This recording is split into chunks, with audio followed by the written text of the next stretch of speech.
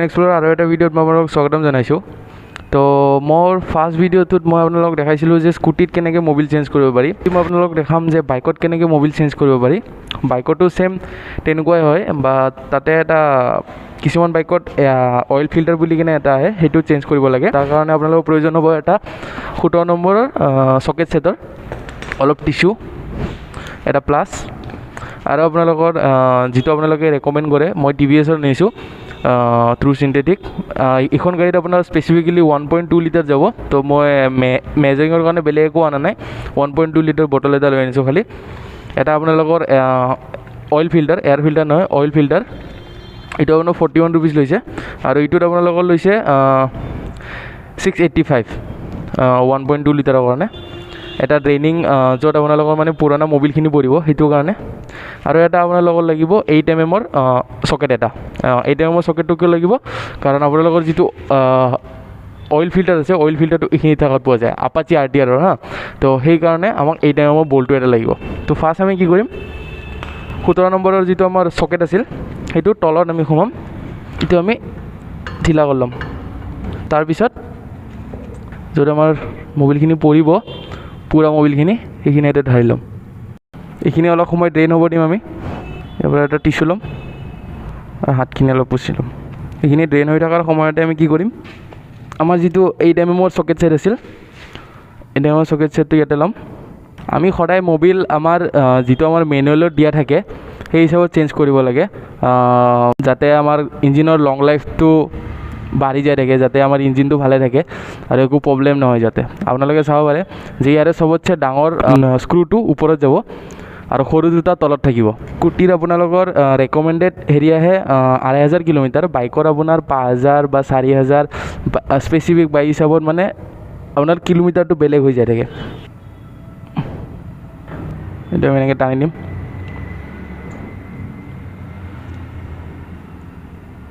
চাব পাৰে বহুত লেতেৰা হৈ গৈছে।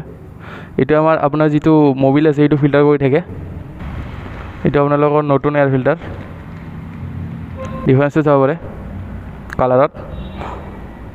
আমি টিচু পেপাৰখন ল'ম আৰু এইটো ভালকৈ মুচি দিম। গোটেইখিনিত টানি আনি কিনে শুকান কৰি দিম, যাতে তাতে একো মোবিল নাথাকে। এতিয়া আমি নতুনটো ল'ম, এটা এনেকৈ সোমাই দিম। কেপটো ল'ম। ফাৰ্ষ্টতে আমি ডাঙৰ যিটো আমাৰ বলটো আছিল, সেইটো সোমাম, তাৰপিছত সৰুটো দিম।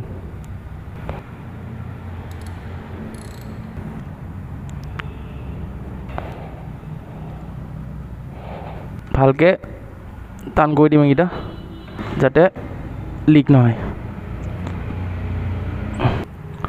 আমাৰ যিটো ড্ৰেইন বল্টটো আছিল, অলপ চাফা কৰি ল'ম আৰু তাৰ ছেম জেগাত লগাই দিম। ড্ৰেইন বল্টটো লগাই দি কিনে আমি 17 নম্বৰ ছেম হেৰি দি টান কৰি দিম। অইলখিনি লৈ আনিম। অইলখিনি চাব পাৰে বহুত বেয়া হৈ গৈছে, আমি এইখিনি অলপ চাফা কৰি ল'ম।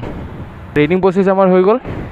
আমি অইল ফিল্টাৰটো চেঞ্জ কৰি দিলোঁ। এতিয়া আমাৰ লাষ্ট কাম হৈছে ফিল্টাৰটো ফিল কৰা। তো তাৰ কাৰণে আমি কি কৰিম, প্লাছটো ল'ম, এইটো ঘূৰাই দিম। বাকী আমি হাতেদিও খুলিব পাৰিম। সেইটো আপোনাৰ লেভেল দিয়া আছে হা, চাব আপুনি। এইটো হৈছে মেক্স, এইটো হৈছে মিনিমাম। এই দুটাৰ মাজত থাকিব লাগে সদায়। এইটো আমি ড্ৰাই কৰি ল'ম, এইটো কামত আহিব। ড্ৰাইকৈ কৰি আছোঁ, মই কৈ আছোঁ আপোনালোকক। এতিয়া আমি এইটো খুলি ল'ম, আমাৰ TVS ট্ৰু চিন্থেটিক অইলটো। এতিয়া আমি এইটো বঢ়িয়াকৈ ষ্টেডি হেণ্ডেদি ড্ৰেইন কৰি ল'ম, যিহেতু মোৰ ফানেল নাই। সুন্দৰভাৱে গুচি গৈছে। কালাৰটো হৈছে ইয়াৰ অলপমান গ্ৰীণ। 1.2 litre finish. একটোপো বাহিৰত পেলোৱা নাই বন্ধুসকল, চাব পাৰে সুন্দৰভাৱে। আমাৰ যিটো কেপ আছিল, কেপটো ল'ম, ড্ৰাই কৰা আছে পূৰা। এনেকৈ মাৰি দিম, টাইটলি নামাৰিব, মই কৈ আছোঁ। মাৰিলে আৰু খুলিব। এতিয়া চাই ল'ব, এইটো চাওক আমাৰ ইয়াতে লাগিছে। এই মিনিমাম আৰু মেক্সিমামৰ মাজত আছে। তো এতিয়া আমি কি কৰিম আগৰ দৰে এবাৰ টাইটলি মাৰিম আমি আমাৰ প্লাছ পাত ল'ম বঢ়িয়া আপোনালোকক টেকনিকটো কৈ দিলোঁ আপোনালোকে এতিয়া এই টেকনিক এৰি বেছি নহয় 100 টকা এটা বাচাব পাৰিব আৰু কেইটামান টুলৰ সহায়ত যে প্ৰত্যেক গাড়ীৰ আপোনালোকৰ মোবিল চেঞ্জ কৰাৰ বা গিয়াৰ অইল চেঞ্জ কৰা চবৰে পিৰিয়ড বেলেগ বেলেগ থাকে আপোনালোকে মেনুৱেল পঢ়ি ল'ব সদায় যে আপোনালোকে গিয়াৰ অইল কেতিয়া চেঞ্জ কৰিব লাগে বা আপোনালোকৰ ইয়াতে দেখায় যে কেতিয়া চেঞ্জ কৰিব লাগে ইয়াতে যেতিয়া আপোনাৰ ছাৰ্ভিচিঙৰ চিম্বলটো হৈ যাব তো হয়তো আপুনি ঘৰত কৰি ল'ব পাৰে বা দোকানত যে কৰি ল'ব পাৰে তো এইটো আপোনালোকৰ ওপৰত হয় বাট মই আপোনালোকক দেখাই দিলোঁ অতি চিম্পল হয় একদম চিম্পল আপোনালোকে ঘৰতে কৰিব পাৰে একো ঝামেলা নাই একো হেৰি নাই যদি বিচাৰে গাড়ীৰ অইলৰ ৰিকুৱাৰমেণ্টটো বেলেগ বেলেগ থাকে যেনেকৈ মোৰ স্কুটিত লাগে 800 ml আৰু ইয়াতে লাগে 1.2 মানে 400 ml বেছি তো প্ৰত্যেক গাড়ীৰ আপোনালোকৰ ৰিকুৱাৰমেণ্ট বেলেগ বেলেগ থাকে সেই হিচাপত আপোনালোকে মেনুৱেলটো পঢ়ি কেনে তাৰ প্ৰচেছটো আগত নিব এতিয়া আপোনালোকে ছাৰ্ভিচিং কৰি ল'লে খতম বাট ইয়াতে এটা প্ৰব্লেম হ'ল কি ইয়াতে আপোনালোকৰ এই ছাৰ্ভিচিঙৰ চিম্বলটো আহি আছে ঠিক আছে কি কৰিব এতিয়া ফাৰ্ষ্টতে ইয়াতে দুটা বাটন আছে এটা মোড ইফালতো মোড লেফ্টটো আৰু ৰাইটতো হৈছে সেট মোডটো একবাৰ ক্লিক কৰিব ত্ৰিভুৱনত যাবৰ কাৰণে ঠিক আছে ত্ৰিভুৱনত গ'ল তাৰপিছত আপোনালোকে 3বাৰ ক্লিক কৰিব 1 2 3 হাই স্পীড মোড হৈ গ'ল এতিয়া কি কৰিব মোড আৰু সেট বাটনটো একেলগে টিপি ধৰিব ঠিক আছে